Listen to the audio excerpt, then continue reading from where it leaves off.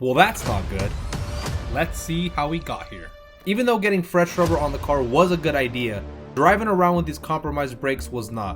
While servicing the brakes, I did the oil, or whatever this is, unclogged the fuel filter, and figured that was enough to get me to work. Oh, nice. Well, Yeezy had other plans. When driving home, the inevitable happened, and the 1987 header panel that was formed using an Easy Bake Oven and some Masapan-infused plastic compound decided to leave the chat and force me down the rabbit hole tearing apart this whole vehicle. So what now? You guys silly? I'm still gonna send it. Life like this is what your life like. Try to live your life right. People really know you push your buttons like type right. This is like a movie, but it's really very lifelike. Every single night, right?